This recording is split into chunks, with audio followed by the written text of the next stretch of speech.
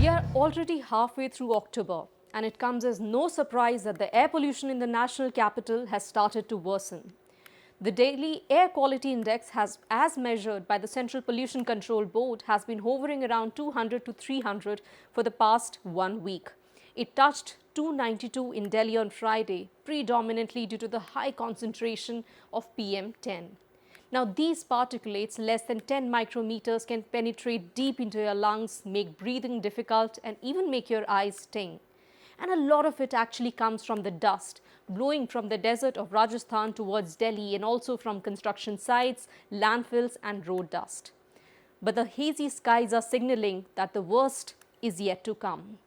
The real challenge will begin when the concentration of PM 2.5, which is even smaller than PM 10, will also start rising. And this is what can make Delhi's air most toxic. Most of the PM 2.5 concentration is produced from combustion, the petrol and diesel powered vehicles on the roads, and the large amount of crop residues which is burnt across the agricultural states of northwest India. According to the Indian Agricultural Research Institute, which collects the data from US satellites, the number of crop residue fires have already crossed 3,000 since the harvesting began on 15th of September. Punjab definitely leads with over 1,300 such cases, followed by Haryana and Uttar Pradesh with roughly about 650 cases in each of the two states. And then, of course, Madhya Pradesh, Rajasthan and Delhi. The southwest monsoon also retreated later than usual, so the stubble burning increased mostly after 10th of October. And it's a serious issue that affects more than just India.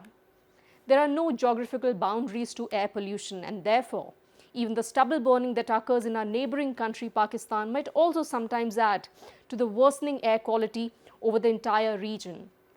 It is hard to measure, according to the scientists, but it all depends on the wind direction. And at this time of the year, winds primarily are northwesterly.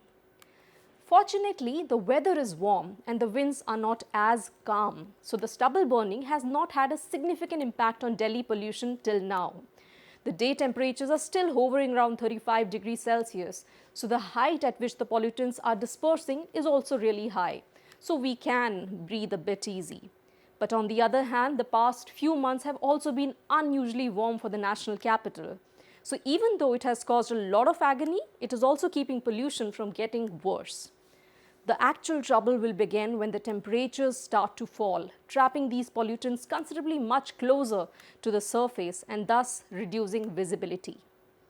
The air quality early warning system led by Indian Institute of Tropical Meteorology, Pune, has now warned that the scenario is likely to change very soon. Over the next few days, the air quality is projected to become very poor, taking the AQI beyond 300.